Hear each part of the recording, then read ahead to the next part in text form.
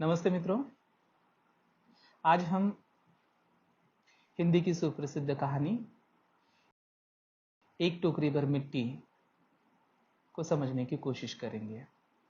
ये कहानी हिंदी के प्रतिष्ठित लेखक माधवराव सप्रे जी द्वारा लिखी गई है। माधवराव सप्रे हिंदी के आरंभिक कहानीकारों में से एक हैं।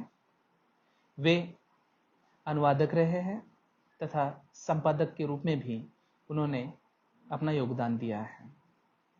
हिंदी की प्रथम कहानी एक टोकरी भर मिट्टी के वे रचयिता हैं। उनका जन्म 19 जून 1871 में दमोह जिले के पथरिया ग्राम में हुआ तथा देहांत 26 अप्रैल 1926 को रायपुर छत्तीसगढ़ में हुआ। सप्रे जी ने कलकत्ता विश्वविद्यालय से बीए करने के बाद उन्हें उस समय के भारत सरकार में तहसीलदार की नौकरी मिली थी, पर अपने देशभक्ति का हवाला देते हुए उन्होंने इस नौकरी से इनकार कर दिया तथा वे एक लेखक के रूप में अपना योगदान देने लगे।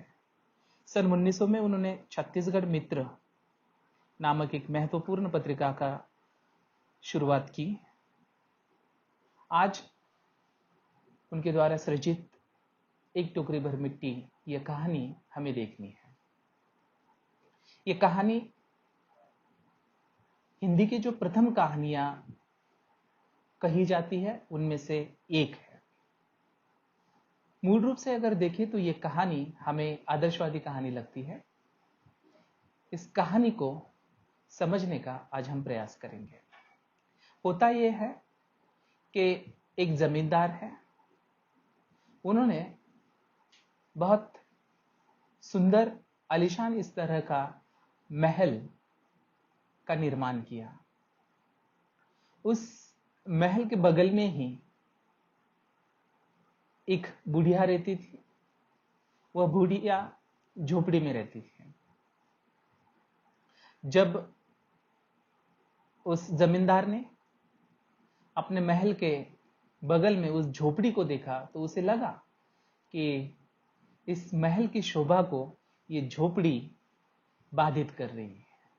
इसलिए उसने चाहा कि उस झोपड़ी को वहां से हटा दिया जाए। शुरू में अत्यंत विनम्रता से उस जमींदार ने बुढ़िया से बात की। बुढ़िया से कहा कि आप ये झोपड़ी यहां से हटा दीजिए और कहीं और जाकर रहिए। पर जब बुढ़िया के कानों पर यह बात आई तो बुढ़िया ने जमींदार के इस प्रस्ताव को स्वीकार करने में असमर्थता जताई। उसका कारण यह था कि वो बुढ़िया वहां पर अपने परिवार के साथ कभी रहा करती थी। उसमें उस बुढ़िया का पति जो अब नहीं है, बुढ़िया का बेटा, बहू, ये सब जो है तो अब इनका देहांत हो चुका था और बुढ़िया की जो पते हुए है वो वहां पर रहा करती थी बुढ़िया के साथ में, जिसकी उम्र मात्र 5 वर्ष थी। बुढ़िया ने इन सारी यादों को संजोकर अपने मन में रखा था। वो झोपड़ी उसके लिए मात्र आशियाना नहीं थी, उसके अलावा भी बहुत कुछ था। इसलिए बुढ़िया ने अपनी झोपड़ी को उस महल के सामने से हटाने से इनकार कर दिया।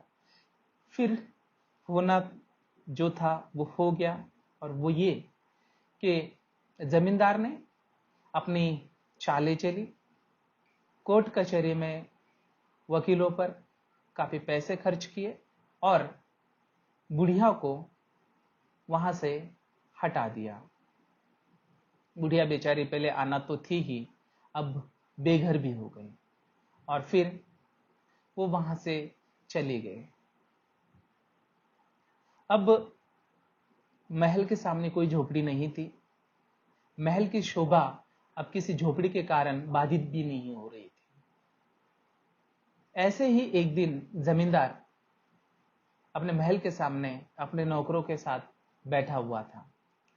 उसने वहां पर देखा कि वही बुढ़िया जिसकी कभी महल के सामने झोपड़ी हुआ करती थी वो आई है।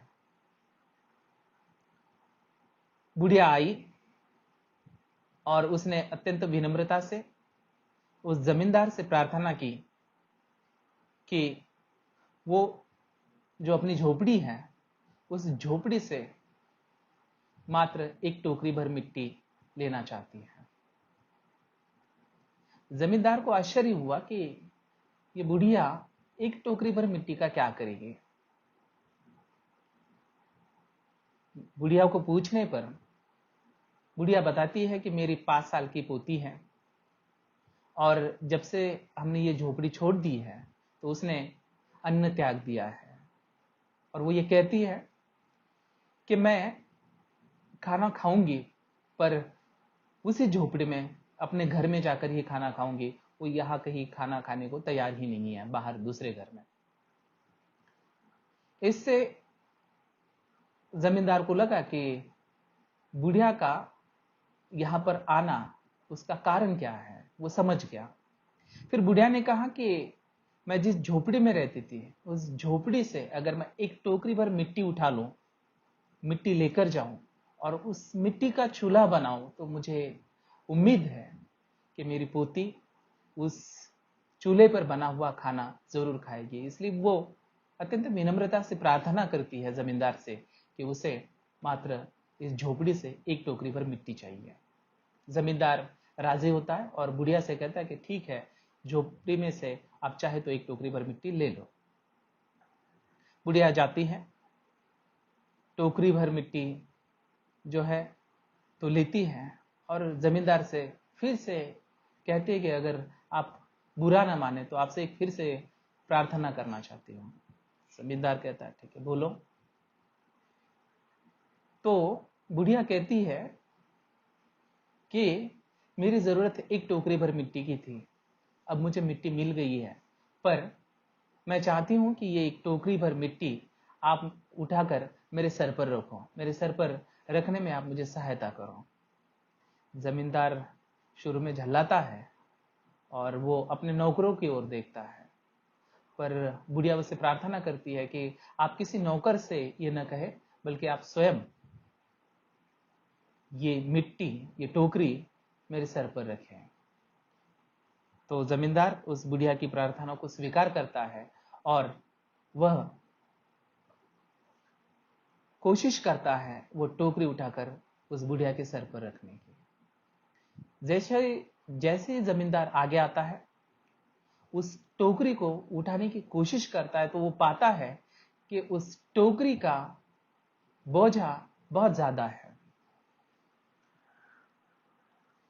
वो कोशिश करता है अपने पूरे सामर्थ्य से उस टोकरी को बुढ़िया के सर पर रखने की, पर वो अपने आप को असमर्थ पाता है।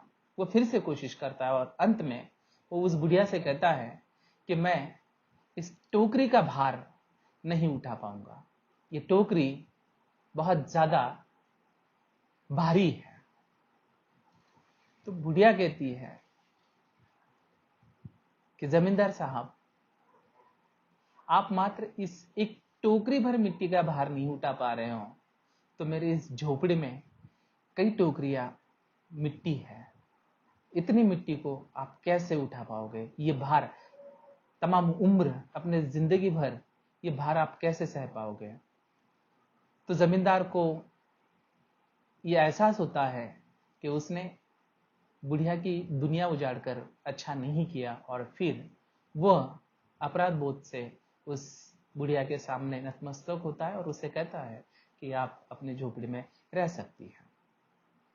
अब मूल रूप से हम देखें तो इस कहानी को समझने के बाद ये पता चलता है कि यह कहानी आदर्शवादी कहानी है। लेखक जिस दौर में, जिस समय में यह कहानी लिख रहा है, उस समय के पाठकों को लेखक जो बुराई है, जो दुष्कृत्य है, उसे करने से रोकना चाह रहा है और उस तरह की सीख वो अपने पाठकों को देना चाहता है। इसलिए एक आदर्शनात्मक तरीके से माधवराव सप्रे जी ने ये अत्यंत महत्वपूर्ण कहानी लिखी है। आपने इस कहानी को गौर से सुना, इसलिए आप सभी छात्रों के प्रति बहुत बहुत धन्यवाद, आभार।